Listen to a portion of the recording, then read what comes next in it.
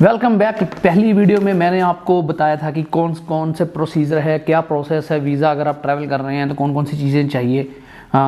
उसमें एक चीज़ और अपडेट दे रहा हूँ आपको कि अगर एक आपका टेस्ट जो है, जब आप यहाँ से जाएंगे विद इन 96 आवर्स दुबई के लिए, या किसी यूके जा रहे हैं तो 72 आवर्स, तो वो टेस्ट आपका इंडिया में जाते वक्त तो लास्ट 72 आवर्स में, दुबई के लिए 96 आवर्स में नेगेटिव होना चाहिए। प्लस यही टेस्ट दोबारा एयरपोर्ट पे वहाँ पहुँच के अराइवल टाइम पे भी होगा आपका फिर से टेस्ट, वो भी नेगेटिव होना चाहिए। और अगर आपका पॉजिटिव आ जाता है, नेगेटिव आ जाता है, तो आप वहाँ पे जा सकते हैं अपनी उनका दुबई में। जैसे दुबई में जा रहे हैं तो वो नेगेटिव आ गई रिपोर्ट तो आप घूम सकते हैं। शारजा के लिए भी ये रूल है, लेकिन बाकी जितने भी वहाँ पे एमिरेट्स हैं, जैसे 7 एमिरेट्स आई थिंक, तो वहाँ पे अलग अलग रूल हैं अबू धाबी के लिए कि वहाँ पे आपको क्वारंटाइन कर दिया जाएगा। तो यूके के लिए भी सेम है, आपकी वहाँ पे जाके भी नेगेटिव रिपोर्ट आनी चाहिए। और हाँ, मेडिकल इंश्योरेंस मस्ट है, आप कहीं से भी इंडिया से अगर जा रहे हैं तो लेके जाइए, क्योंकि अगर आप वहाँ पे पॉजिटिव पाए जाते हैं तो वहाँ पे आपका जो होटल का एक्सपेंस है, क्वारंटाइन का एक्सपेंस है, खाने का एक्सपेंस है, मेडिकल हेल्थ जो भी मेडिसिन इन्वेस्टिगेशन, वो जब भी A to Z प्रोसेस है वो आपका उसमें कवर होगा। तो मिनिमम 14 डेज़ का जो मैं है वो लेके गया हूँ। तो शुरू करते हैं आज का, जो जल्दी से एक अपडेट देना था। तो आज का जो मैं शुरू कर रहा हूँ उसमें ये है कि जब मैंने वीज़ा अप्लाई किया था तो वहाँ पे गूगल सर्च किया था कि हाउ टू अप्लाई वीज़ा, हम लोग जो भी हम लोग सब करते हैं। तो उसमें ये क्या होता है, बहुत सारे वेबसाइट है, जो बहुत सारे एजेंट है, आपको अलग अलग वेबसाइट्स पे आपको प्रॉमिस करेंगे कि हम लोग बहुत ही जल्दी, बहुत ही फास्टेस्ट वे में, बहुत ही जल्दी से जल्दी आपको as soon as possible they will get visa for us. तो उस चीज़ों में मत फंसिए। आपने जो भी आपके ट्रस्टवर्दी लोकल एजेंट होते हैं उनसे बात कीजिए। जो मैंने वीज़ा अप्लाई किया था उसके मैं आपको बता रहा हूँ कि उसके साथ मेरे साथ क्या हुआ था। तो एक ऑनलाइन वेबसाइट है जो मैं अभी आपको दिखा रहा हूँ, स्क्रीन पे देखिए, इसका है इंस्टा वीज़ा दुबई। तो इसमें क्या है, जब नया ये लॉकडाउन हुआ था, नया ये कोविड का इतना हंगामा हुआ था, सब कंट्रीज़ ने फ़्लाइट बंद कर दी थी, बाद में फ़्लाइट स्टार्ट की थी। फर्स्ट फेज़ में जब फ़्लाइट स्टार्ट की थी दोबारा से, तब हर कंट्री के अलग अलग रूल थे। तो दुबई के रूल थे वो जो पहले तो दुबई के रूल थे, जब ये कोरोना बिल्कुल था ही नहीं, कोरोना नाम की चीज़ ही नहीं थी, तब तो ये सिर्फ 2000 रुपये में वीज़ा लगता था। लेकिन जब ये हुआ तो गवर्नमेंट ने इसको बढ़ा के, क्योंकि मेडिकल कुछ लोग वहाँ पे आ रहे हैं, फिर पॉजिटिव आ रहे हैं, फिर उनके रहने का खर्चा वो उठा नहीं पा रहे हैं, तो उन्होंने एक नया रूल बना दिया कि ये सब जो है जो वीज़ा है, वीज़ा भी उनका तब 30 डेज़ का होता था, या तो आप 30 डेज़ का ले सकते हैं, 60 डेज़ का। जब आप ऑनलाइन जाएंगे तो आपको आपकी चॉइस के हिसाब से कि 1 साल का लेना है, 6 उसी हिसाब से फ़ीस भी है। तो दुबई का जो वीज़ा था दुबई का, वो पहले 30 डेज़ का होता था, 60 डेज़ का होता था, लेकिन उन्होंने एक पॉलिसी चेंज की 14 डेज़ का, जिसमें आप सिंगल ही एंट्री कर सकते हैं। और वो 14 डेज़, लेकिन वो वैलिड 30 डेज़ तक रहेगा। आप उन 30 डेज़ में 14 डेज़ वहाँ पे रह सकते हैं। 14 डेज़ के बाद आपको कंट्री आउट करनी पड़ेगी, जो एक्सटेंड कर सकते हैं। और उसकी फ़ीस उन्होंने रखी थी 20,000 रुपये, इंडियन 20,000 रुपये। तो हुआ ये कि वो रूल चेंज हुए 2 महीने हो गए हैं। दुबई गवर्नमेंट ने वो अपनी जो न्यू पॉलिसी तो वो रूल लेकर आए थे वो हटा लिए हैं। वो 20,000 रुपये की जगह पे 8,000, उन्होंने 12,000 रुपया कम कर दिया है। 8,000 में वीज़ा फ़ीस भी आपकी, और उसमें आपका वीज़ा जो आपका प्रोसेसिंग फ़ीस है वो भी, और मेडिकल इंश्योरेंस, ये सब 2 चीज़ें हैं जो ये 8,000 में इंक्लूड हैं। और वीज़ा भी 30 डेज़ के लिए देते हैं, और आप मल्टीपल एंट्री कर सकते हैं, या फिर single entry according to the choice जो भी आप सेलेक्ट करते हैं। लेकिन ये कंपनी अभी भी उसी पॉलिसी पे लोगों को बेवकूफ़ बना रही है। मैंने इनसे बात भी की, ऑनलाइन चैटिंग की। ऑनलाइन चैटिंग तो मैंने अभी रिकॉर्ड नहीं की है, मैं कर सकता हूँ, लेकिन बहुत ही चलो छोड़ो, मैं आपको बता रहा हूँ। आप ये लिंक दे रहा हूँ, आप वहाँ पे जाएंगे, लिंक ओपन करेंगे तो आपको वही जो मैं अभी बता रहा हूँ, वही वीज़ा फ़ीस, वही सब कुछ मिलेगा आपको। आई थिंक $288, $99 जो है वो US डॉलर, वो वीज़ा आपके इंश्योरेंस, मेडिकल इंश्योरेंस के लिए जा रहे हैं, बाकी जो वीज़ा फ़ीस ली जा रही है। तो मैंने उनसे बात की कि ये आपका प्राइस इतना हाई क्यों है भाई, जबकि मैं यहाँ पे बाकी सब लोग इतना दे रहे हैं। तो उन्होंने रीज़न दिया कि हम लोग आपको स्पॉन्सर कर रहे हैं। और ये इसलिए हमारी फ़ीस है। आपको यहाँ पे कोई प्रॉब्लम आएगी तो हम कोई भी डॉक्यूमेंट नीडेड होगा तो आपको देंगे, और हमारी सर्विस बहुत फास्ट है भाई। मुझे समझ नहीं आ रही बाकी आप कौन सा स्पॉन्सर कर रहे हो। वीज़ा जो है हम लोग बाहर से कहीं भी अप्लाई कर रहे हैं, उनकी फ़ीस 8000 है, मैंने सब पता कर लिया। और सबसे बड़ी बात, मेरे खुद के फ्रेंड वहाँ पे हैं, और वहाँ पे जो ट्रैवल एजेंसी में मैंने उनसे बात की, उनके साथ मैंने व्हाट्सएप पे ऑडियो शेयर किया, और उनकी जो ये ऑडियो उन्होंने मुझे भेजा, ये आप सुनिए। ठीक हूँ बिल्कुल यार, ऐसा कुछ भी नहीं है। पहले स्टार्ट में उन्होंने ऐसा रूल निकाला था 2 महीने पहले, 1.5 महीने पहले, कि सिर्फ दुबई वीज़ा के लिए, शारजा वीज़ा के लिए और अबू धाबी के लिए, सिर्फ दुबई के लिए कि रिटर्न टिकट और होटल बुकिंग चाहिए थी, तभी वो वीज़ा अप्लाई हो रहा था। अप्लाई करने से पहले चाहिए थी, मतलब वीज़ा एप्लीकेशन में अटैच करने के लिए, वरना वीज़े नहीं आ रहे हैं। लेकिन फिर उन्होंने देखा हर बंदा अफोर्ड नहीं कर सकता, उन्होंने चेंज कर दिया रूल। अब तो कुछ भी नहीं चाहिए, ये तो अब तो कुछ भी ऐसा नहीं चाहिए। हाँ, लेकिन फिर भी कुछ एजेंसीज ये प्रूफ मांगती हैं कि आप वहाँ जाके रहोगे, कि कहीं ओवरस्टे ना हो जाए, क्योंकि ओवरस्टे बहुत सारे हो गए थे लॉकडाउन के दौरान। हाँ, और लोगों को कंट्री से निकलने का टाइम भी दिया तो लोग नहीं गए। इस वजह से कुछ एजेंसीज जो हैं, आप जहाँ रहते हो ठीक है, वहाँ का प्रूफ मांगती हैं एजेंसीज भी। और एजेंसीज ना भी मांगे, एयरपोर्ट वाले मांगते हैं दुबई एयरपोर्ट पे। स्टार्ट में बहुत सख्ती हुई थी, आपको पता होगा कि बहुत सारे पाकिस्तानी और इंडियंस इन्होंने डिपोर्ट किए थे एयरपोर्ट से, तो ऐसा था सीन, ठीक है। और 800 दिरहम 14 डेज के वीज़ा के लिए, आपको पता है 450 में 1 मंथ का visit visa with 1 month insurance issue हो जाता है। ये भी मैं आपको ज़्यादा बता रही हूँ, 400 तक में हो जाता है नॉर्मली।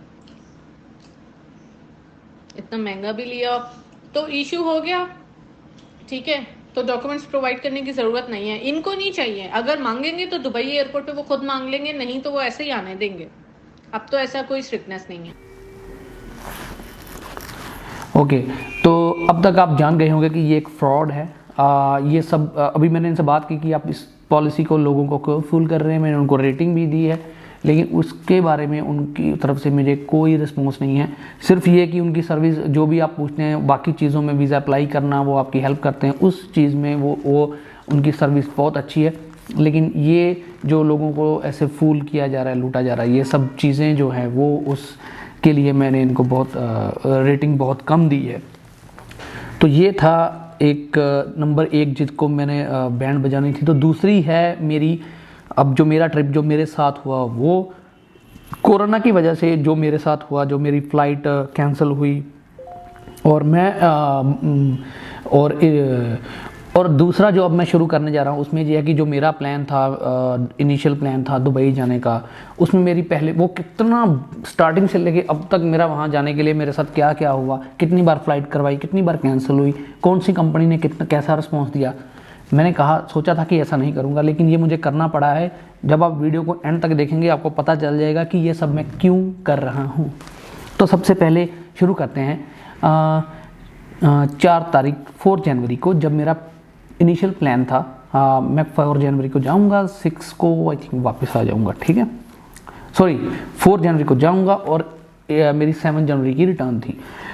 तो जैसे जैसे ये टिकट मैंने कुछ बुकिंग कर ली थी, आई थिंक 15 दिसंबर को मैंने बुकिंग कर ली थी, शायद 15-20 दिन पहले ही बुकिंग कर ली थी। और तब तक उसके पहले भी जा सकता था, लेकिन उसके पहले मुझे बहुत ही ऑफिस वर्क था, बहुत प्लान किया था मैंने, लेकिन बहुत ही काम होने की वजह से मैंने अपना ये जनवरी में शिफ्ट किया। तो जैन 4 को मैंने अपनी टिकट करी। मेक माई ट्रिप थे, और मेक माई ट्रिप से एयरलाइन थी आई थिंक स्पाइस जेट, या लेट मी कंफर्म।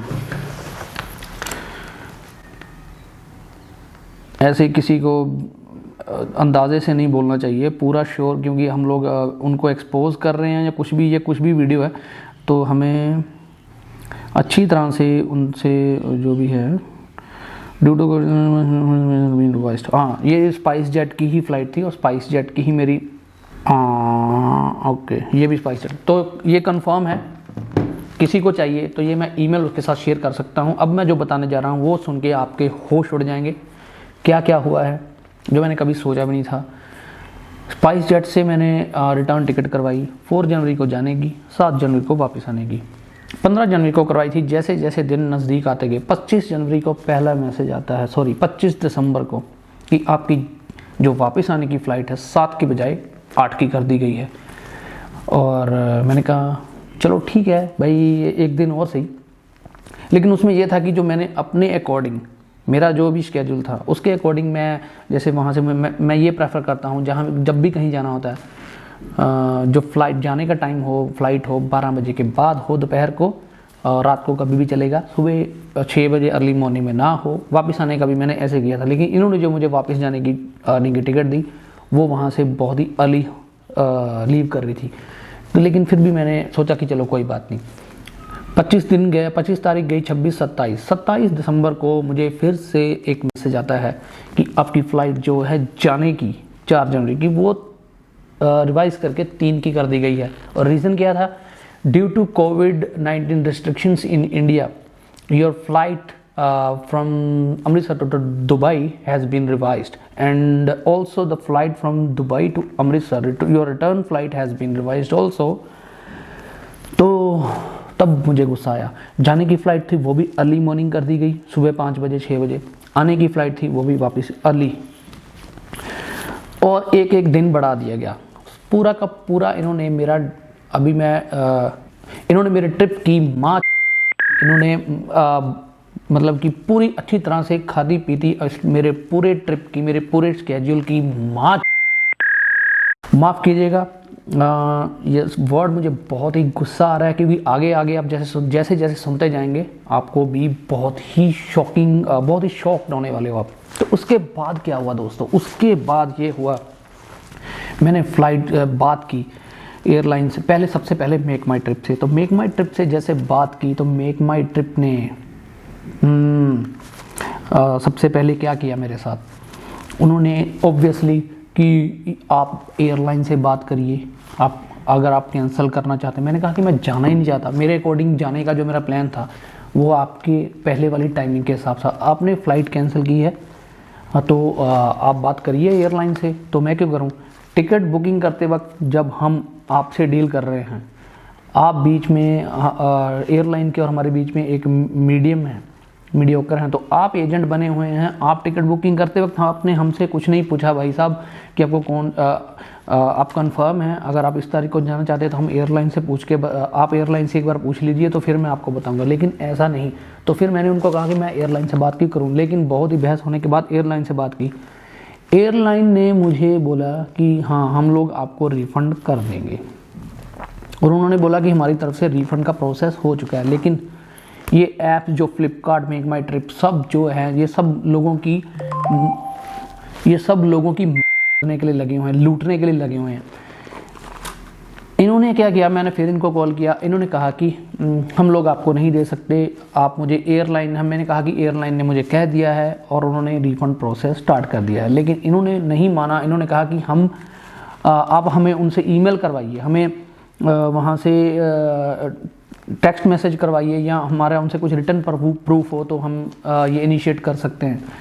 तो ये तो सब उनका फंडा होता है कि लोगों के पैसे जितने देर तक लोगों को फुद्दू बना रहे हैं कि जो लोग बन सकते हैं बनाओ। तो फिर मैंने इनको कहा कि मैं ये हूँ, मैं यूट्यूबर हूँ, मैं आपकी रिकॉर्डिंग कर रहा हूँ, वो सब मैं कर रहा हूँ, तो आप देख लो क्या करना है, मुझे दे रहे को नहीं दे रहे। तो बहुत ही बहस करने के बाद 2 दिन मगजमारी करने के बाद उन्होंने कहा कि आप एयरलाइन की तरफ से बात हो गई है, आपका जो मनी हम लोग रिटर्न कर लिए हैं। कुछ प्रोसेसिंग फ़ीस थी 400-500 रुपये दे के, चलो ठीक है वो गया। उसके बाद मैंने ट्रिप प्लान किया, फिर से टिकट बुकिंग करवाई अपने अकॉर्डिंग, सेम टाइम से जो मैं 4 तारीख को जाना चाहता था और 7 तारीख को वापस आना चाहता था। फिर से मैंने टिकट करवाई मेक माई ट्रिप से, एक बार और विश्वास कर लिया। इस बार फ्लाइट थी, पहले स्पाइस जेट थी, इस बार थी एयर इंडिया एक्सप्रेस। तो दोस्तों अभी जो मेरे साथ हुआ है ये स्टोरी जानने के लिए आप अगली वीडियो देखिए, क्योंकि ये वीडियो बहुत लंबी हो रही है। नेक्स्ट वीडियो में आपको बताता हूँ, ये तो था सारा जो अभी तक का स्कैम हुआ था, और नेक्स्ट वीडियो में जो मैं बताऊंगा आपको कि अभी जो मेरे साथ हुआ है वो सब क्या है, वो सब जानने के लिए नेक्स्ट वीडियो।